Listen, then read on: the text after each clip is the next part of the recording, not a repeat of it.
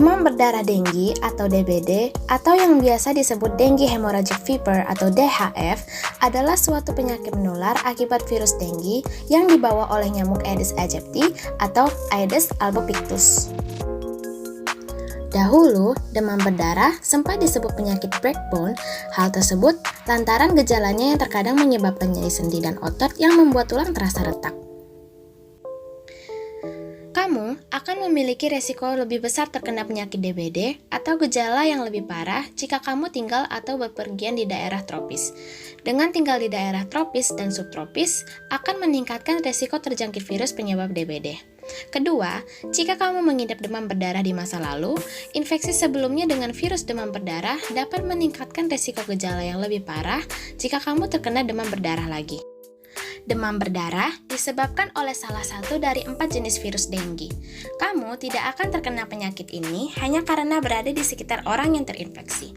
Hal ini disebabkan penyakit DBD hanya dapat ditularkan melalui gigitan nyamuk. Dua nyamuk yang dapat menularkan virus ini yaitu Aedes aegypti dan Aedes albopictus. Nyamuk-nyamuk ini umumnya mudah ditemukan baik di dalam maupun di sekitar pemukiman. Ketika nyamuk menggigit seseorang yang terinfeksi virus denggi, virus tersebut akan masuk ke dalam nyamuk. Kemudian, ketika nyamuk yang terinfeksi menggigit orang lain, virus memasuki aliran darah orang itu dan menyebabkan infeksi. Banyak orang tidak mengalami tanda atau gejala infeksi demam berdarah denggi. Ketika gejala benar-benar terjadi, mereka disalahartikan mengidap penyakit lain seperti flu. Biasanya, gejala akan muncul mulai 4 hingga 10 hari setelah kamu digigit nyamuk. Penyakit ini dapat menyebabkan demam tinggi hingga 40 derajat Celcius. Selain itu, beberapa gejala lainnya antara lain yaitu sakit kepala, nyeri otot tulang atau sendi, mual dan muntah, sakit di belakang mata, kelenjar bengkak, dan ruam. Kebanyakan orang bisa pulih dalam waktu seminggu atau lebih. Dalam beberapa kasus, gejalanya memburuk dan dapat mengancam jiwa. Ini disebut demam berdarah parah, demam berdarah denggi, atau sindrom shock denggi. Daur hidup nyamuk DBD. Yang pertama yaitu telur. Telur berbentuk pipih, lonjong, berwarna hitam, dan berukuran kurang lebih 0,8 mm yang mengapung satu persatu pada permukaan air jernih atau menempel pada dinding tempat penampungan air.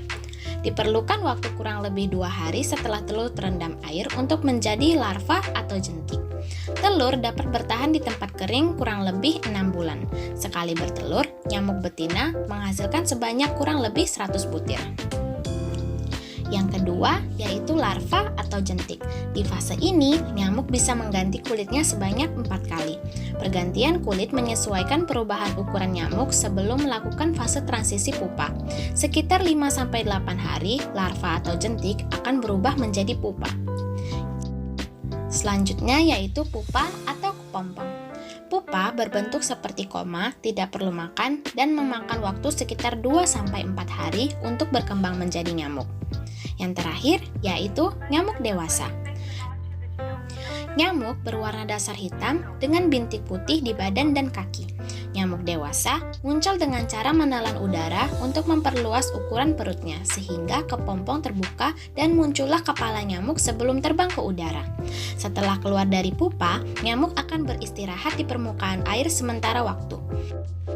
Aktivitas menggigit nyamuk biasanya mulai pagi dan petang hari yaitu jam 9 sampai jam 10 dan jam 4 sampai jam 5. Setelah menghisap darah, nyamuk beristirahat di tempat gelap dan lembab di dalam atau luar rumah untuk menunggu proses pematangan telurnya. Cara pencegahan penyakit DBD dapat dilakukan dengan menguras dan menyikat dinding tempat penampungan air seperti bak mandi atau WC, drum, dan sebagainya minimal seminggu sekali, menutup rapat-rapat penampungan air, dan menyingkirkan atau mendaur ulang barang-barang bekas yang dapat menampung air hujan.